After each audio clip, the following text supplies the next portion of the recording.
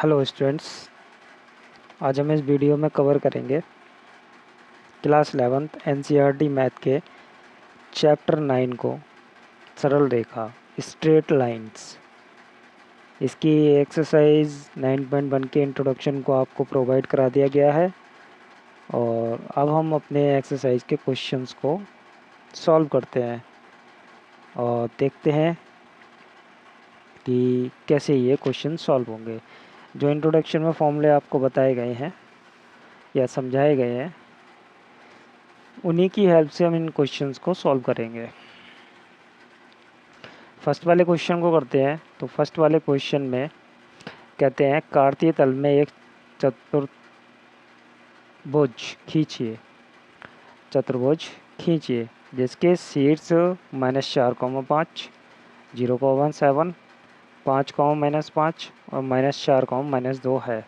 इसका क्षेत्रफल भी ज्ञात कीजिए। तो कार्तीय तल में हमें ये बनाना है, तो बनाने के लिए आप क्या कर सकते हैं, कार्तीय तल बनाएंगे। ठीक है, इन्होंने नंबरिंग मांगी है तो हम एज्यूम करके मान के चलते हैं, इसलिए हम छोटा बनाएंगे। हमारा छोटा होगा डायग्राम और आप प्रॉपरली बनाएंगे। ठीक है, आपका ग्रीन कलर के पेपर पे बनेगा, जिसे हम कहते हैं ग्राफ पेपर, उस पे बनेगा। सॉल्व करते हैं। तो -4,5, एक्स चलना है -4, वाई चलना है +5। अप्रॉक्स आपका यहाँ मान लीजिए 4,5, 0,7, वाई पे 7 जाना है और एक्स पे 0। यहाँ से थोड़ा सा और बढ़ा लेते हैं, यहाँ मान लीजिए 7 होगा। ठीक है, 2 पॉइंट हो गए। 5, -5, 5 एक्स पे यहाँ मान लेते हैं, -5 आपका यहाँ आ जाएगा नीचे। ठीक है, और -4, -2, माइनस का हमें 4 लेना है। माइनस का यहाँ पे ये हमारा 4 -4 लेना है। ये रहा हमारा -4, क्योंकि ये 4 वाला ही है, -4 वाला है। -4 लिया है यहाँ पे और -2 ये रहा। ठीक है, ये चतुर्भुज बनेगा। तो बनाने की अगर हम कोशिश करें तो ये लाइन जोड़ देंगे हम ऐसे करके, कुछ इस टाइप का, क्योंकि हमारे जो निर्देशांक हैं वो हमारे ठीक नहीं है। मतलब हमने ऐसी आइडिया मान के ये पॉइंट्स बनाए हैं, ये वाले। ठीक है, ये वाला पॉइंट आपने बनाया है -4,5 का, ये है 0,7 पॉइंट्स लिखेंगे, और ये है 5,-5। ठीक है, और ये वाला पॉइंट आपने बनाया -4,-2 का। इस चतुर्भुज का क्षेत्रफल निकालना है। ठीक है, निकालते हैं। इन पॉइंट्स की नेमिंग कर देते हैं। ये ए है, बी है, सी है, डी है, जैसे दिए हैं उसी तरीके से। तो A equals to -4,5, B equals to 0,7। जिस क्रम से ये दिए हैं उसी क्रम से हम ले रहे हैं इसको। 5,-5 और डी वाला आपका है -4,-2। ठीक है, ये हो गए। अब हमें इस चतुर्भुज का क्षेत्रफल निकालना। तो भैया इस वाले एक्सरसाइज में हमने चतुर्भुज का क्षेत्रफल निकालना नहीं सीखा इंट्रोडक्शन में, लेकिन चतुर्भुज के क्षेत्रफल निकालने के लिए यहाँ पे कोई सूत्र भी नहीं दिया है। अब सूत्र भी नहीं दिया तो उसे करेंगे कैसे? तो हम निकालेंगे इसके त्रिभुज बना के। हम क्या करते हैं, इस वाले हिस्से से एक विकर्ण खींच देते हैं, ए और सी को मिला देते हैं। ये विकर्ण बन गया, 2 हिस्से हो गए, एक त्रिभुज ऊपर एक त्रिभुज नीचे। तो ये 2 त्रिभुज हमारे बन गए, एक ऊपर एक नीचे बन गए हैं। अब हम इन दोनों के क्षेत्रफल को अलग अलग ज्ञात करेंगे।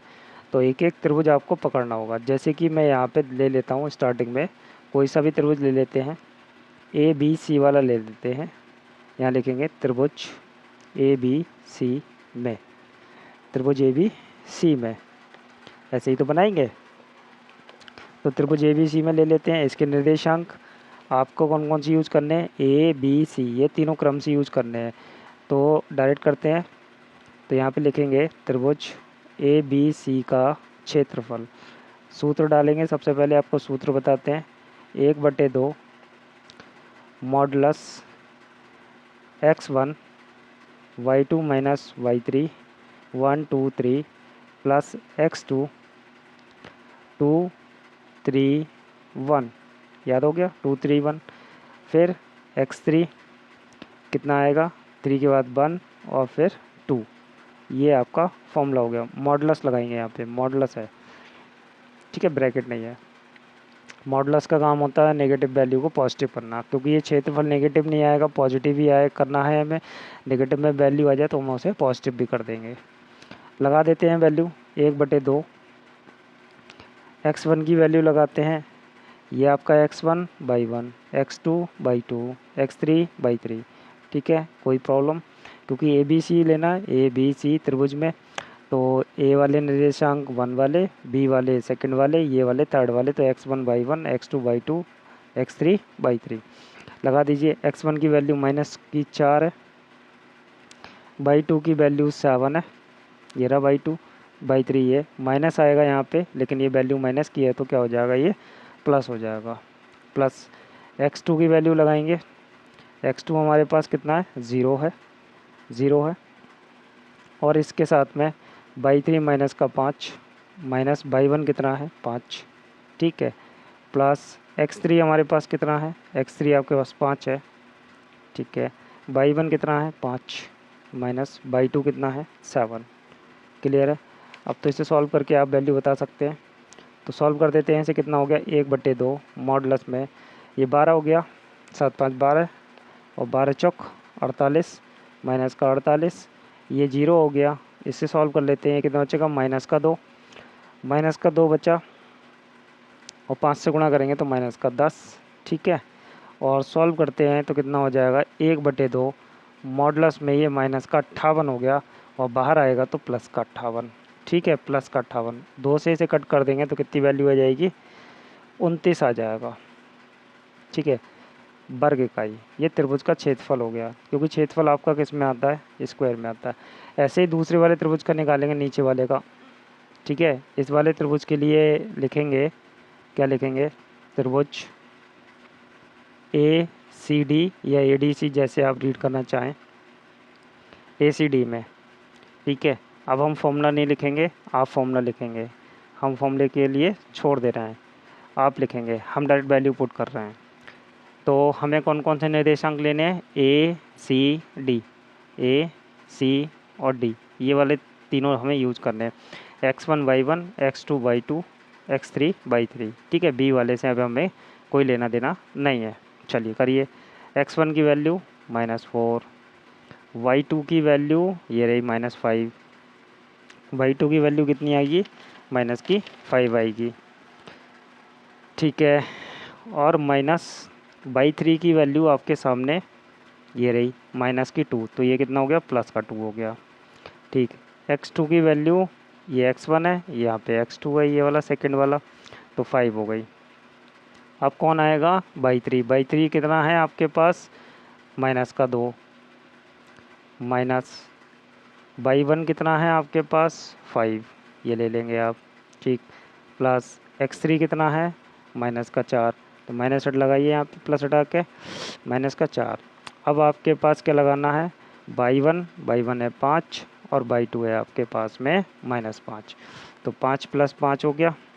कोई दिक्कत बताइए, नहीं ना। इसे सॉल्व कर देते हैं, कितना हो गया, 1/2 मॉडुलस।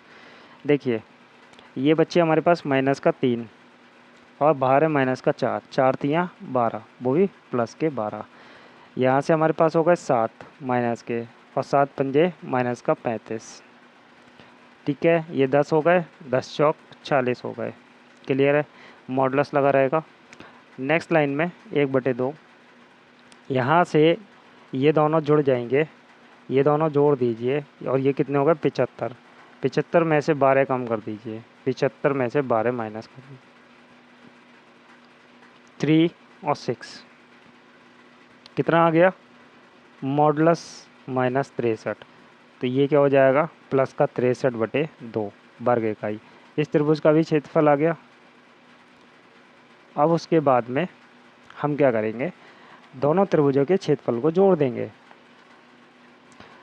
तो हम यहाँ पे लिखेंगे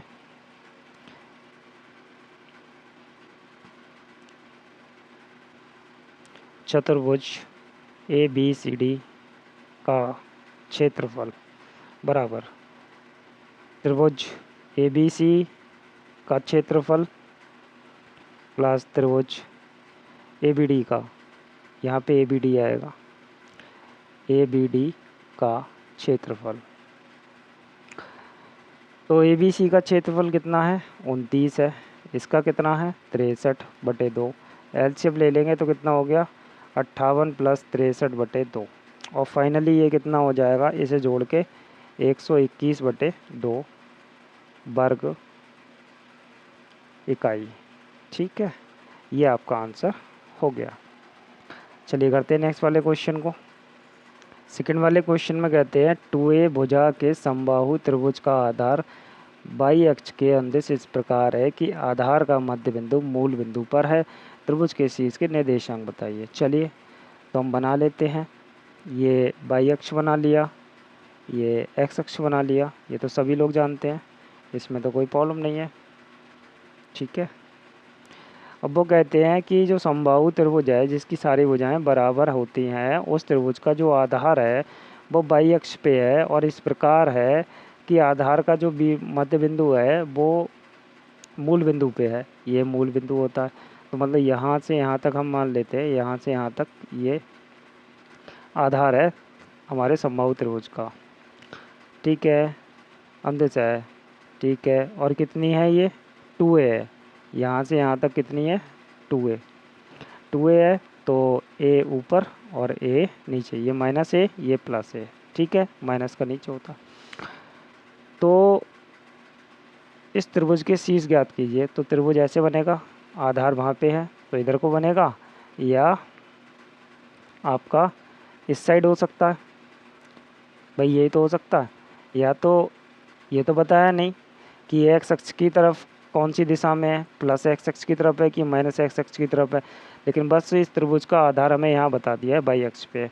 इधर भी बन सकता है, इधर भी बन सकता है। अब हमें इस त्रिभुज के निर्देशांक बताने हैं।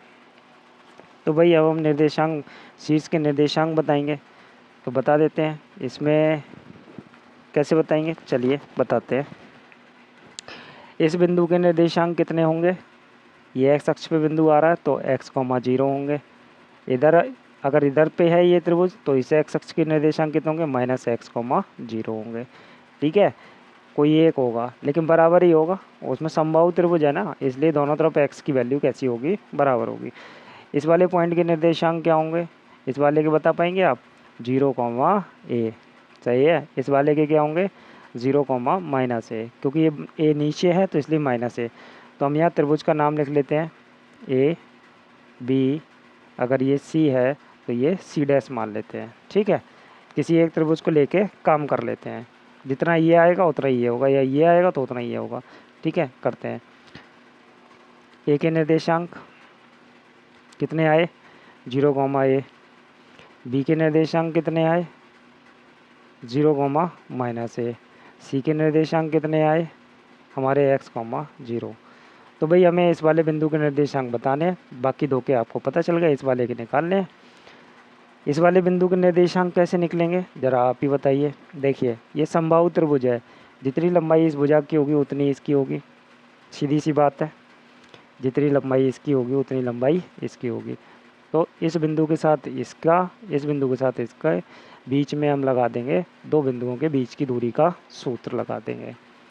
ठीक है, हमें x का मान मिल जाएगा। कैसे, देखिए तो हम यहाँ लिखेंगे AC के मध्य की दूरी बराबर BC के बीच की दूरी। कोई दिक्कत नहीं है, इधर भी बीच कर लीजिए, कोई दिक्कत नहीं है। तो बीच की दूरी का सूत्र मैं यहाँ पे लिख देता हूँ। जैसे मैंने PQ 2 बिंदु लिए, उसके बीच की दूरी का सूत्र लिख रहा हूँ, केवल सूत्र √ x2 - x1 का whole square plus y2 - y1 का होल स्क्वायर। 10th क्लास वाला सूत्र है, वही लगाएंगे, इधर भी और इधर भी लगाइए। AC, A और C के बीच मध्य बिंदु इसे x1, इसे x2, इसे y1, इसे y2 मान लीजिए। ठीक है, x1, x2, x2 कितना है, x है, माइनस x1 कितना है 0, इसका स्क्वायर, प्लस y2 कितना है 0, माइनस y1 कितना है a, इसका स्क्वायर, बराबर बी सी के मध्य लगा दीजिए, बी और सी इन दोनों के बीच। तो x1 इसे मान लीजिए, x2 इसे ही मान लीजिए। x2 minus x1 0, plus y2 कितना है, y2 ये है 0, माइनस y1 कितना है a स्क्वायर। क्या करेंगे, दोनों पक्षों का क्या करते हैं, वर्ग करने पर दोनों स्क्वायर रूट हट जाएंगे यहाँ से, दोनों पक्षों का वर्ग करने पर वर्ग कर देंगे तो इधर से कितना रह जाएगा, स्क्वायर, ये अंडर रूट तो हट गया यहाँ से, एक्स का square X square, plus minus A का स्क्वायर ए स्क्वायर, बराबर इधर का भी अंडर रूट हट जाएगा, दोनों पक्षों का स्क्वायर किया है तो इधर से क्या बचेगा, एक्स स्क्वायर, और क्या बचेगा इधर से आपके पास क्या बचेगा, बड़ा ध्यान से सोच के बताएंगे, प्लस का क्या बचेगा, ए स्क्वायर ही बचेगा। अब बहुत ध्यान से देखेंगे, इन सारी वैल्यूज़ को हम इधर लाएंगे तो ये सारी वैल्यूज़ क्या हो जाएंगी, कट जाएंगी। ठीक है, अब क्या करें, यहाँ तो हमारा क्वेश्चन फेल हुआ, लेकिन अभी हमारे पास ऑप्शन है, ये क्या है, ए सी वाली साइड है हमारी, ये ए सी बराबर क्या कर दिया हमने, बी सी वाली साइड, ये दोनों बराबर होंगी क्योंकि समबाहु त्रिभुज है, तो तीसरी साइड भी तो बराबर होगी, ये भी तो सोचिए। तो हम ये सारी वैल्यू किसके बराबर कर सकते हैं, 2a के बराबर नहीं कर सकते हैं, यहाँ से ए बी वाली साइड क्या है हमारी 2a, तो ये इसके बराबर भी तो हो सकती है भाई, क्यों नहीं होगी। देखिए ये है समबाहु त्रिभुज, इसकी तीनों भुजाएं क्या होती हैं, बराबर, सम मतलब समान, बाहु मतलब भुजाएं, जिसकी सारी भुजाएं कैसी हों, बराबर। अभी हमने सिर्फ दो भुजाओं को बराबर करके निकालने की कोशिश की थी, तो दो भुजाओं से तो बात बन नहीं रही है, तीसरी भुजा भी हमने बराबर कर दी। अब हमारे पास ऑप्शन है कि भाई हमने जब सभी पक्षों का लिख दीजिए, दोनों की जगह क्या लिख दीजिए, सभी पक्षों का वर्ग करने पर इसका वर्ग करेंगे कितना हो जाएगा, 4a स्क्वायर हो जाएगा। ठीक है, इस वाले रिलेशन के साथ में इसका जोड़ा बनाइए या इसके साथ में इसका जोड़ा बनाइए, किसी एक के साथ बनाइए, है ना, क्लियर है, क्योंकि ये दोनों बराबर आ गए। अब इसके साथ रिलेशन बनाइए इसका, तो एक्स स्क्वायर प्लस का ए स्क्वायर बराबर 4a स्क्वायर। ठीक है, इसको इधर भेज दीजिए, बराबर कितना हो गया, 3a स्क्वायर हो गया। ठीक, स्क्वायर हटा देंगे इधर से तो अंडर रूट चढ़ जाएगा, क्लियर है। इसमें से a आ जाएगा आपका बाहर और अंदर रह जाएगा √3, और वैल्यू क्या हो जाएगी, प्लस माइनस की, या तो निर्देशांक आएंगे c तथा c डैश बिंदु के निर्देशांक,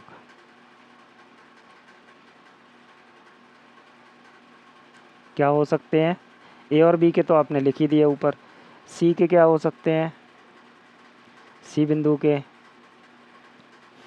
a√3,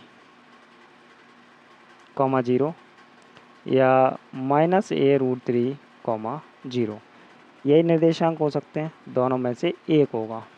ठीक है, अगर माइनस वाली साइड पे बन रहा है तो ये, अगर प्लस वाली एक्स वाली साइड पे बन रहा है तो ये वाली वैल्यू।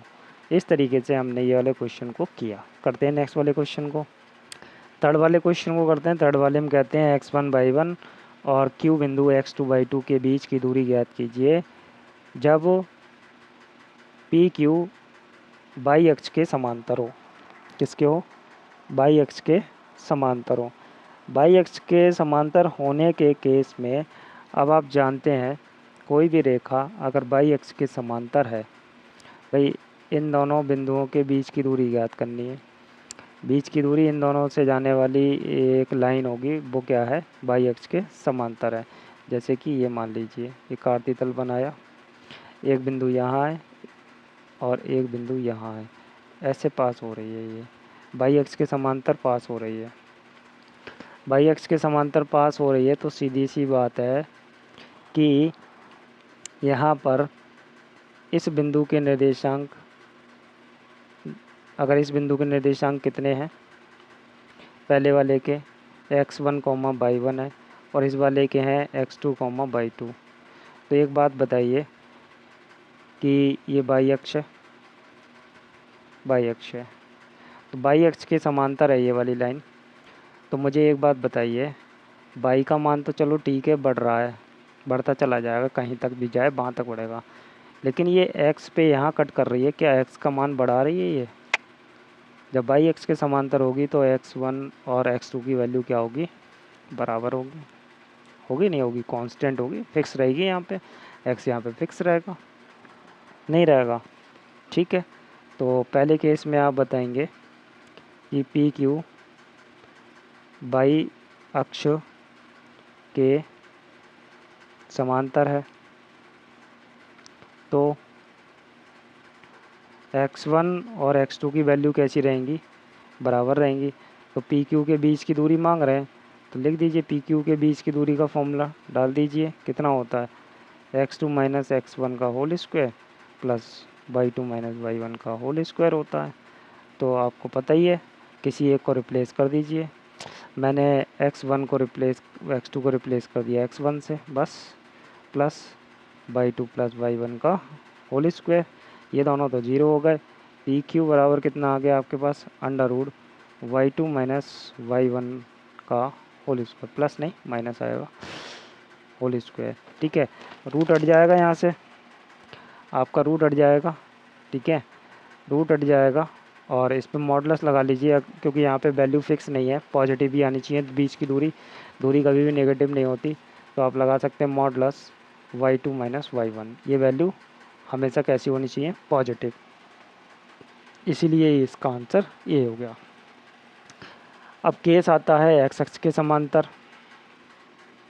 तो समझ ही गए होंगे, पी क्यू वाली लाइन जो है एक्स अक्ष के समांतर हो गई। जब समांतर है तो क्या होगा?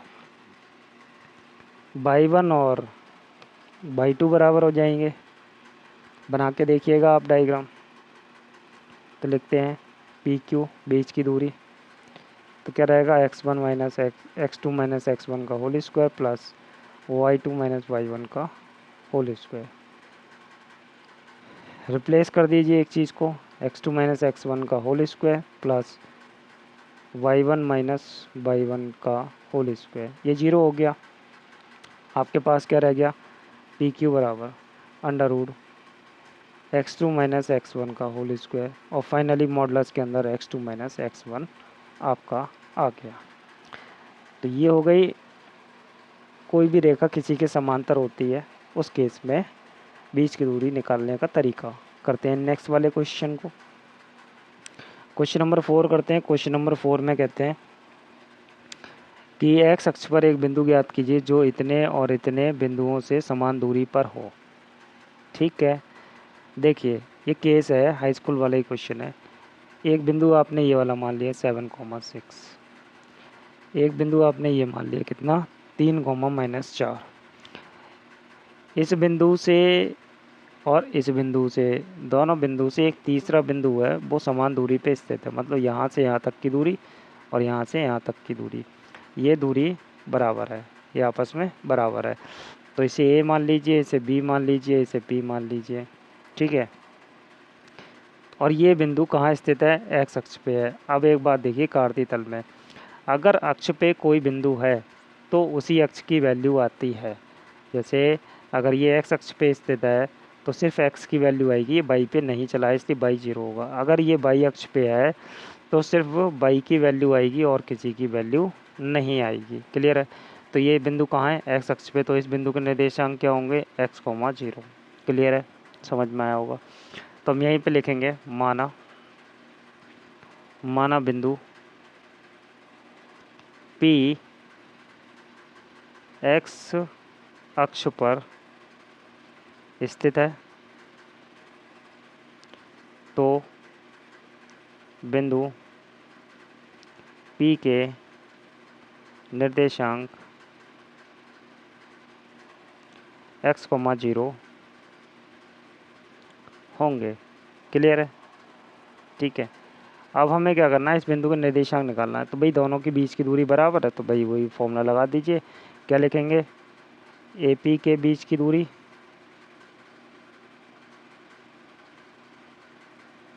बराबर पी बी के बीच की दूरी।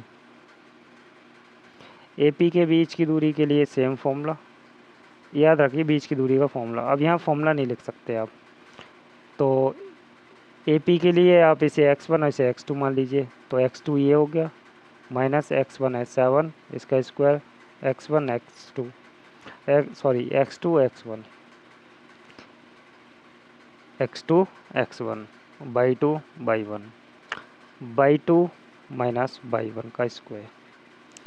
यहाँ भी इसे x1 मान लीजिए, इसे x2 मान लीजिए, इसे बाई 1 इसे बाई 2, x2 माइनस x1 का स्क्वायर प्लस y2 बाई 2 0 है माइनस 4 का स्क्वायर बाई 1 का स्क्वायर। ठीक है,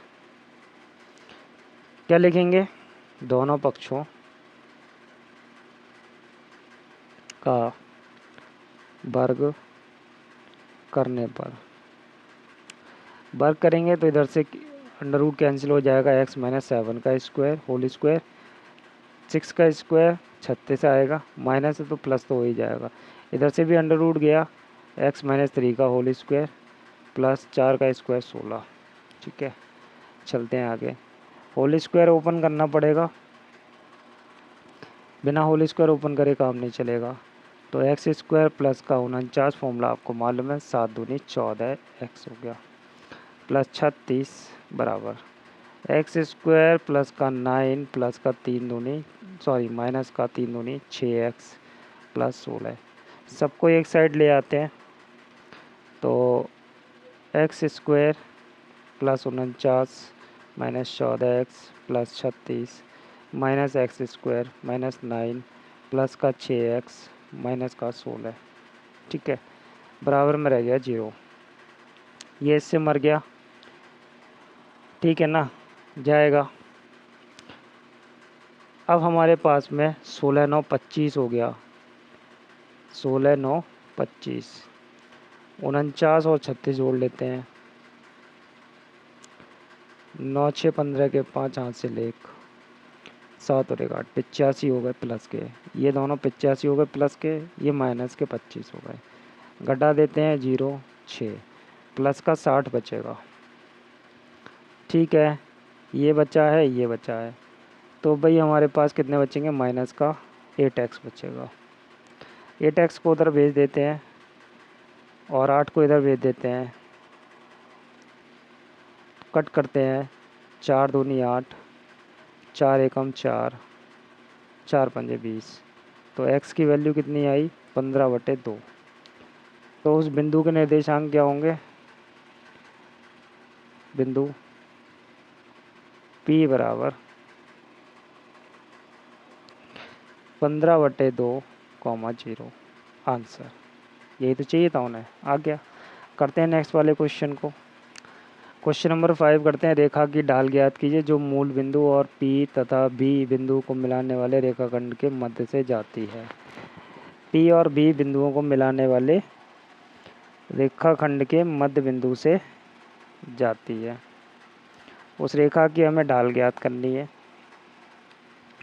तो ढाल ज्ञात करेंगे हम, तो ढाल ज्ञात करने के लिए हमारे लिए कोई फॉर्मूला यूज करेंगे हम ढाल ज्ञात करने का।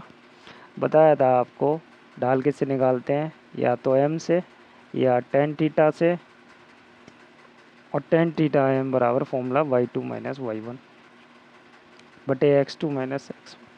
क्लियर है? ये किसका है?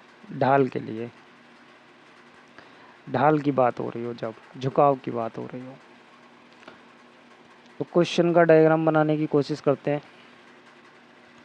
P और Q को मिलाने वाली एक रेखा है, इस पी क्यू के रेखा के मध्य बिंदु से जा रही है। एक रेखा है जो मूल बिंदु और इन दोनों को मिलाने वाली रेखा के मध्य बिंदु से जा रही है। भाई इसके मध्य बिंदु से पास हो रही है, ये मध्य बिंदु से पास हो रही है। एक कहाँ से पास हो रही है? एक पास होके आ रही है आपकी मूल बिंदु से, कहाँ से? 0,0 से। तो भाई इस वाली रेखा की समीकरण वो ढाल निकालनी है, ढाल निकालेंगे। और ढाल निकालने के लिए हमारे पास एक बिंदु आ गया x1 और y1 आ गया, x1 और y1 आ गया। दूसरा बिंदु चाहिए x2 और y2 चाहिए। तो ये वाला बिंदु अगर हम निकाल लें तो ये इस रेखा पे भी आ रहा है और इस रेखा पे भी आ रहा है, तो इन दोनों बिंदुओं की मदद से हम इसकी ढाल निकाल सकते हैं बड़े आराम से। यही तो लिखा है फॉर्मूला। तो हम ये मध्य बिंदु का निर्देशांक निकालते हैं, ठीक है। तो इस बिंदु को हम क्या मान लेते हैं, S मान लिया। तो माना पी क्यू को मिलाने वाली रेखा खंड का मध्य बिंदु S है। तो बिंदु S के निर्देशांक, मध्य बिंदु के निर्देशांक वाला फॉर्मूला आपको याद होना चाहिए। क्या होता है, x2 प्लस x1 बटे 2, y2 प्लस y1 बटे 2। x2 का मान हमारे पास दिया हुआ है, हमने यहाँ नहीं लिखा, यहाँ लिख देते हैं 0, -4 और q है हमारे पास 8, 0। x2 कितना है, इसे x2 मान लीजिए 8, और x1 कितना है 0 बटे 2, y2 कितना है 0, -4 y1 है बटे 2। तो निर्देशांक हमारे पास कितने आ गए, 2 से 8 में भाग करेंगे कितना आएगा 4, इसमें भाग करेंगे तो -2, 4, 2। इस बिंदु का निर्देशांक आ गए -4, 2। ठीक है, इन दोनों बिंदुओं से रेखा की ढाल निकालते हैं। बिंदु S तथा मूल बिंदु जा रही है ना, मूल बिंदु से जाने वाली रेखा की ढाल तो कैसे निकालेंगे, m बराबर y2 माइनस y1 बटे x2 माइनस x1। किसी को कुछ मान लीजिए, इसे मान लीजिए x2 y2, इसे मान लीजिए x1 y1, कोई प्रॉब्लम नहीं है। y2 है हमारे पास -2, माइनस y1 कितना है हमारे पास 0 बटे x2 कितना है हमारे पास में, x2 ये रहा 4, माइनस x1 कितना है 0। फाइनली आया माइनस का 2 बटे प्लस का 4, 2 एकम 2, 2 दूनी 4, माइनस का 1 बटे 2। तो ढाल हमारे पास कितनी आई, माइनस की 1 बटे 2। यही आपका आंसर हो गया, यही पूछा था, आ गया आपका आंसर। चलिए करते हैं नेक्स्ट वाले क्वेश्चन को। क्वेश्चन नंबर 6 करते हैं। कहते हैं पाइथागोरस प्रमेय के प्रयोग बिना दिखलाइए कि ये तीनों बिंदु एक समकोण त्रिभुज के शीर्ष हैं। तो हम बना लेते हैं जी समकोण त्रिभुज, तो पहले तो दिखा देंगे, सिद्ध कर देंगे। ठीक है, A B C क्रम से ही लगा देते हैं निर्देशांक, 4, 4, 3, 5 और -1, -1। अब यहाँ पे हम एक कॉन्सेप्ट यूज़ करने जा रहे हैं, क्योंकि इस समकोण त्रिभुज में एक कोण 90 डिग्री होता है। तो हमारे पास जो 3 भुजाएं हैं उसमें से 2 भुजाएं परस्पर लंबवत हैं। कैसी हैं, परस्पर 90 डिग्री पे हैं, लंबवत हैं। तो जब दो रेखाएं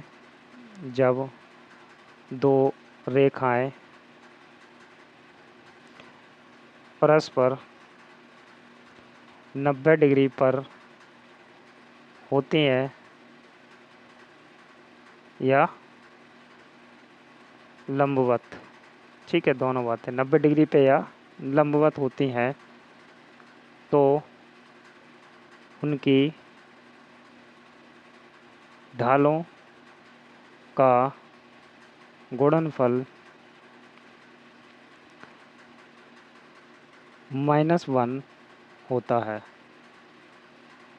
सीधी सी बात है, दो ढालों के बीच में आपका -1 आ जाना चाहिए।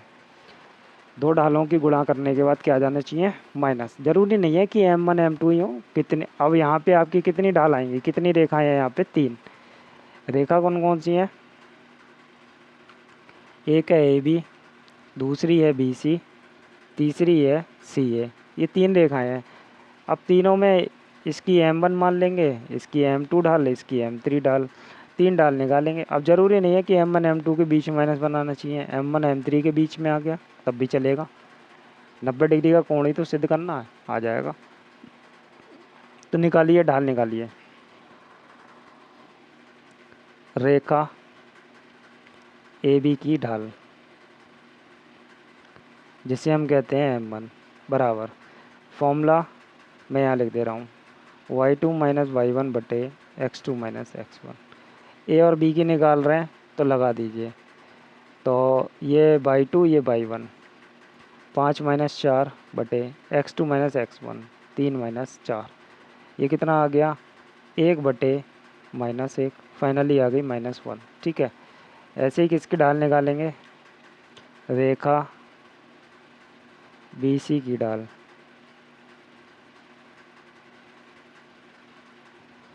तो ये हो गई M2, BC ये रही, इसे x2/2 x1/1 मान लीजिए।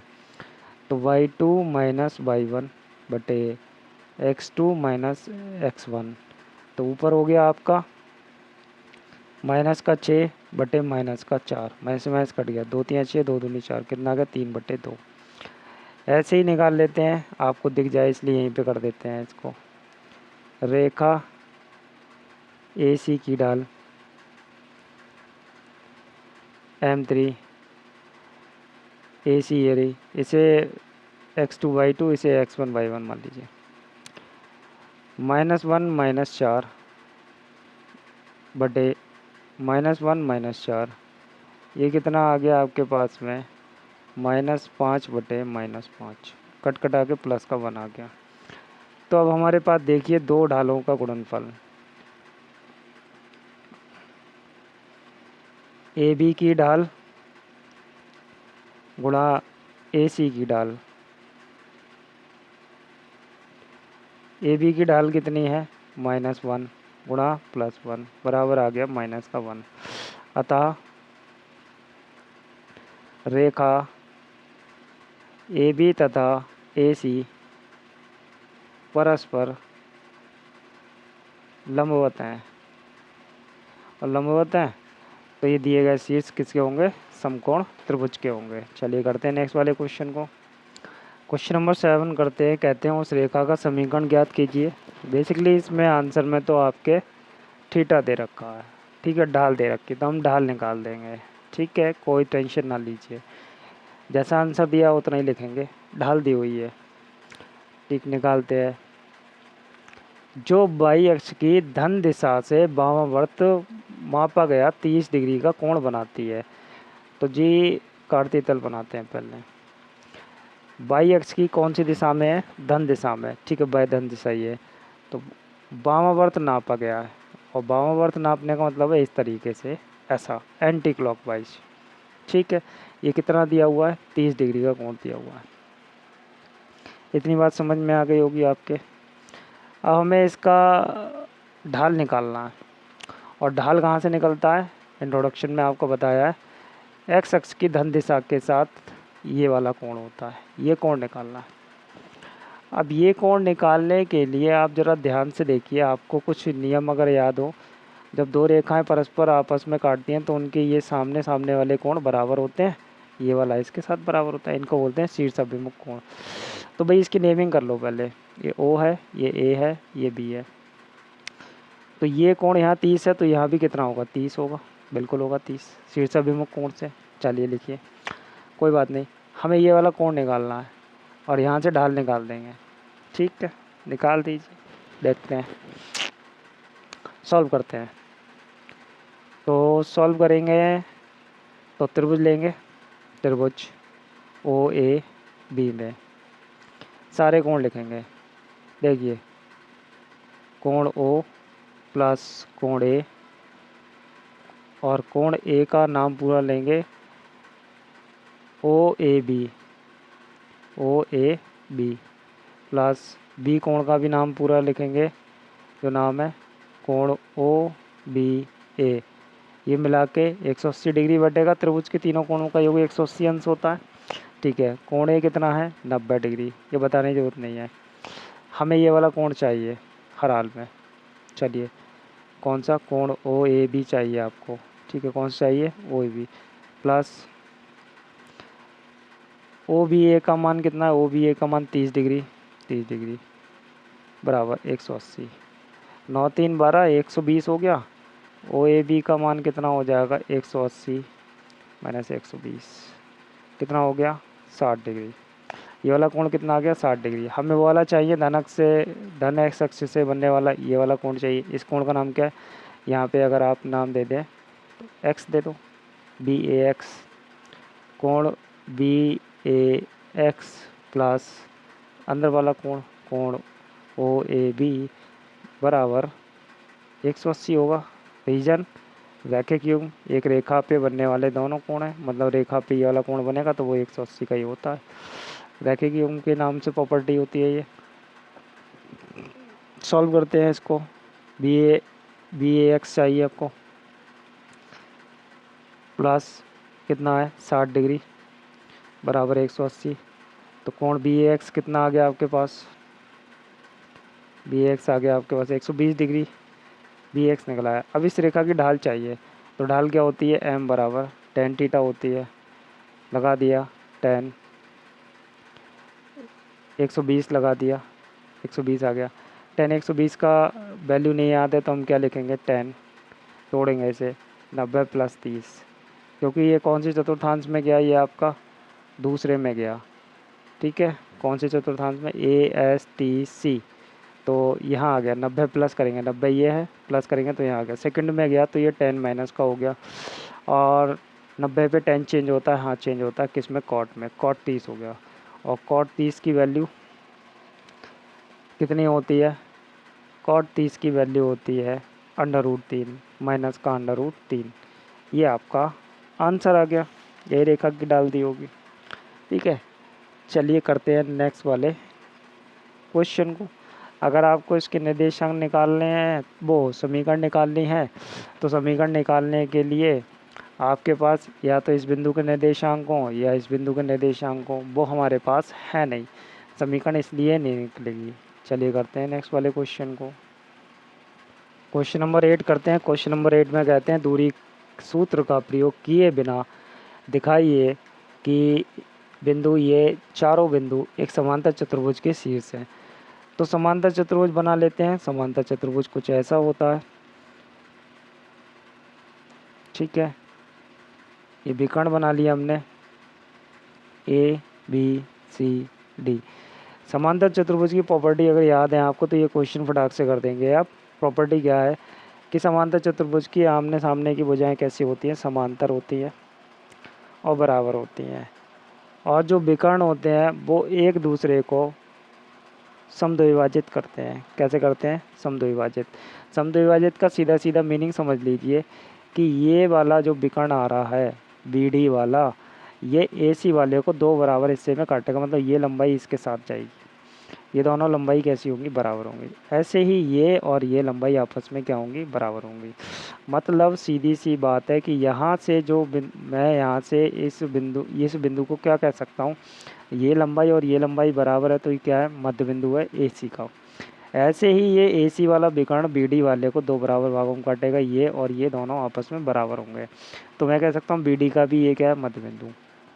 जब मध्य बिंदु है, ए सी का भी यही मध्य बिंदु है, बी डी का भी मध्य बिंदु यही है, तो जाहिर सी बात है कि अगर मैं बी डी से इस मध्य बिंदु का निर्देशांक निकालूं और ए सी से मध्य बिंदु का निर्देशांक निकालूं तो दोनों क्या आएंगे, सेम आएंगे। दूरी सूत्र का प्रयोग नहीं करा मैंने।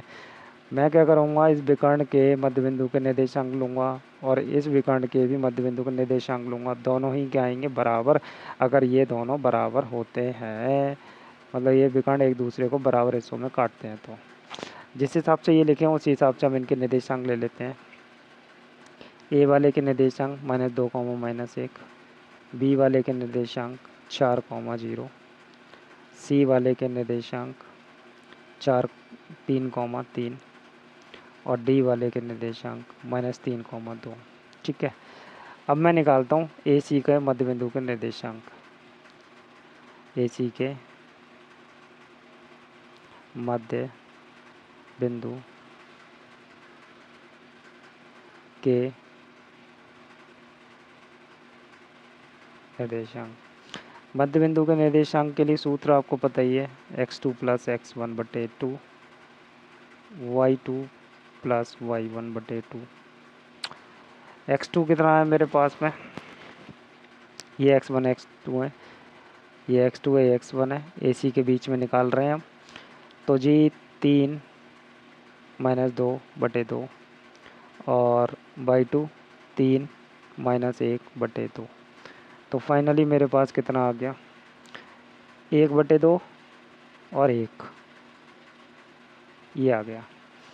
ऐसे ही मैं BD के मध्य बिंदु के निर्देशांक निकालूं।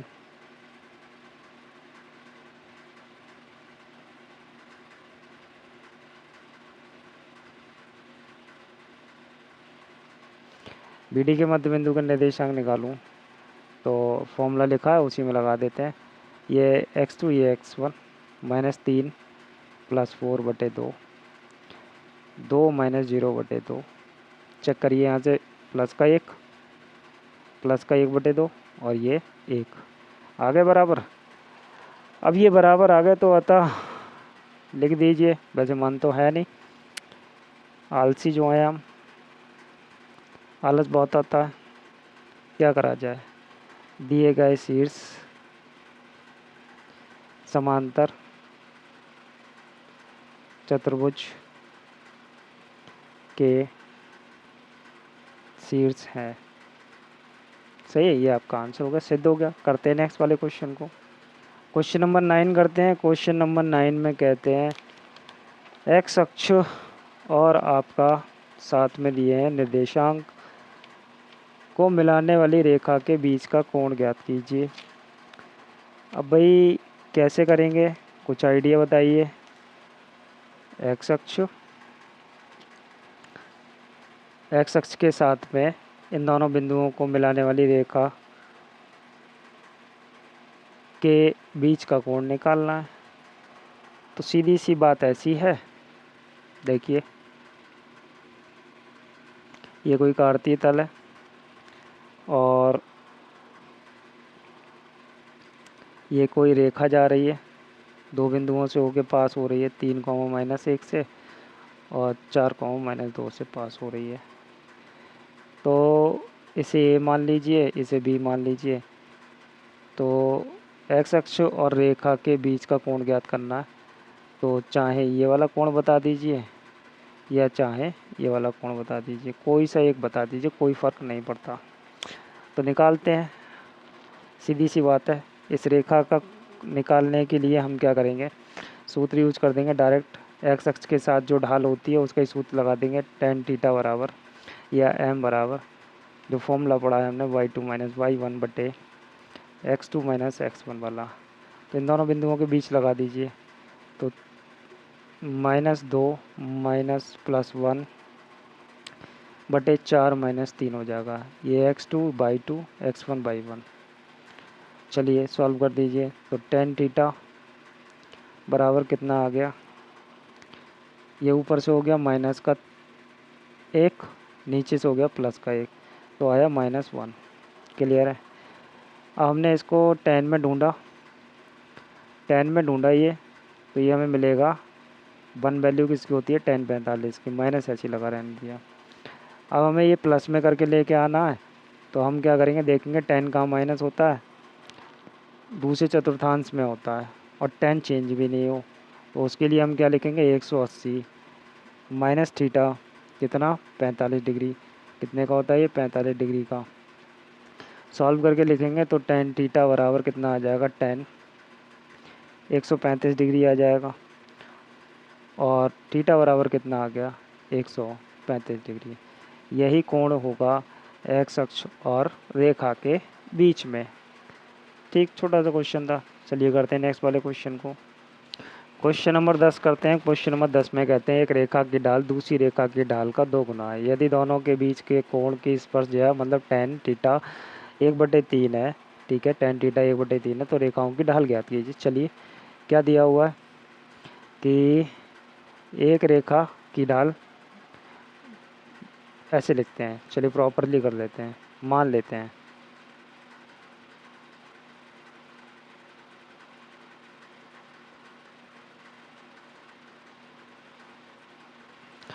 और दूसरी वाली रेखा की ढाल को भी मान लेते हैं, कितनी हो जाएगी, m2 हो जाएगी, और m1 जो है दुगना है m2 से, ये कह रहे हैं। और साथ में कहते हैं कि यदि इन दोनों के बीच के कोण tan थीटा 1/3 है तो रेखा की ढाल ज्ञात कीजिए। तो tan थीटा वाला फॉर्मूला लगाते हैं, ठीक है, तो लगाइए, tan थीटा बराबर कितना होता है, दो रेखाओं के बीच के कोण का फॉर्मूला लगाना है। अब एक्स अक्ष के साथ में नहीं है तो ढाल हो जाती है, एक्स अक्ष के साथ होता तो ढाल होती। अब क्या है, रेखाओं के बीच का कोण, ये दो रेखाएं काटती तल में आपस में काट रही हैं, तो यहाँ जो बीच में कोण बन रहा है इस वाले कोण की बात कर रहा है। अगर ये एक्स अक्ष के साथ वाला केस होता तो कुछ ऐसा होता है ना, तो इसलिए वो नहीं है। अब यहाँ पे लगाएंगे, क्या होता है, m2 माइनस m1 बटे 1 प्लस m1 m2, ठीक है। सॉल्व कर देते हैं, tan थीटा की वैल्यू 1/3 लगा दीजिए, दी हुई है, मॉडुलस में लगा दीजिए m2 माइनस m1 की वैल्यू लगा दीजिए 2m2 बटे 1 प्लस m1 की value 2m2 into m2। Solve करें तो ये कितना हो जाएगा, m2 है ये, m2 सॉल्व कर देंगे तो हमारे पास कितना हो जाएगा, भाई ये तो सॉल्व हो सकते हैं ना, इसमें क्या परेशानी है। ये घटा दीजिए तो माइनस का m2 रह गया, नीचे कितना होगा 1 प्लस 2m2 का स्क्वायर, क्रॉस मल्टीप्लाई करके लिखेंगे तो कितना आएगा 1 प्लस 2m2 का स्क्वायर बराबर माइनस m2। सही है, इसको इधर ट्रांसफ़र कर लेते हैं तो कितना हो जाएगा, ये 2m2 का square minus sorry plus m2, कितना हो जाएगा प्लस m2 और प्लस का 1 बराबर 0। ठीक है ना, यही तो होना चाहिए मेरे हिसाब से, तो यही बनेगा, बाकी तो कुछ कह नहीं सकते। सॉल्व करते हैं इसे, फैक्टर करते हैं इसके, तो 2m2 स्क्वायर प्लस, अब यहाँ पे कितना आएगा 2 माइनस 1 आएगा, ठीक है, m2 प्लस 1 बराबर 0। कितना हो गया 2m2 square plus 2m2 minus m2 plus 1 बराबर 0। ठीक है, और कुछ आएगा, नहीं आएगा। सही है, तो देखिए इसकी मल्टीप्लाई मैंने इससे तो कर दी, लेकिन इस 3 की मल्टीप्लाई इससे नहीं की, तो ये आएगा 3 माइनस का, है ना, तो ये प्लस का 3m2 आएगा, तो यहाँ प्लस हो जाएगा, ठीक है, ये प्लस हो जाएगा, ठीक है। अब सही है, अब सॉल्व करते हैं तो ध्यान से देखिए, तो 2m2 कॉमन क्या बचेगा, m2 प्लस 1, इधर से प्लस 1 कॉमन हुआ तो m2 प्लस 1, ठीक है, क्लियर है, बराबर 0। यहाँ तक बात आ गई समझ में। अब सॉल्व करते हैं इसे, तो m2 प्लस 1 की एक ब्रैकेट कॉमन, दूसरी है 2m2 प्लस 1 बराबर 0। m2 की दो वैल्यूज़ आएंगी, एक आ रही है माइनस की 1, दूसरी आ रही है माइनस की 1/2। अब हमसे प्रवणताएँ पूछ रहा है वो, ठीक है, वो ढाल पूछ रहा है रेखाओं की, तो केस फर्स्ट बना के हम यहाँ पे लिखते हैं। तो केस फर्स्ट बना के जब हम लिखेंगे तो जब m2 बराबर -1 हो, जब -1 होगा, m2 का मान -1 है, तो m1 कितना होगा, m1 बराबर 2 गुणा -1, कितनी होगी माइनस की 2 हो गई। सही है, क्लियर है, इतनी बात समझ में आ गई। नेक्स्ट केस बनाते हैं, तो केस सेकंड आता है हमारे पास में, जब m2 बराबर माइनस का 1/2 हो, माइनस का 1/2 हो, तो m2 बराबर माइनस का 1/2, तो m1 कितना हो जाएगा, m1 बराबर 2 गुणा माइनस का 1/2, ये कट गया, कितना आ गया, -1। ये आपका आंसर हो गया। चलिए करते हैं नेक्स्ट वाले क्वेश्चन को। यदि रेखा x1 y1 और h k से जाती है, यदि रेखा की ढाल m है तो ज्ञात दिखाइए। ये हमें प्रूफ करके देना है। तो बहुत टफ क्वेश्चन दे दिया है इन्होंने, हमारे बस की तो लग नहीं रही है, फिलहाल करने की कोशिश करते हैं। जो रेखा की ढाल होती है उसे m बोलते हैं, और m बराबर क्या होती है, दो बिंदुओं से रेखा की ढाल कैसे निकलती है, y2 माइनस y1 बटे x2 माइनस x1 करके। y2 कितना है इसमें, k है, y1 कितना है, y1 है, x2 कितना है इसमें, h, और x1 कितना है, x1। क्लियर है, इधर m है, इसके नीचे 1 लगाओ, कैंची की गुणा मार दो, तो ये इसमें k की 1 की गुणा करेंगे तो k माइनस y1 बराबर m की गुणा कर देंगे तो m h माइनस x1। अरे ये तो आ गया, इतना कठिन सवाल और इतनी जल्दी हो गया। चलिए अच्छी बात है। तो ये वाली एक्सरसाइज आपकी फाइनल हुई। करते हैं नेक्स्ट वाली एक्सरसाइज को।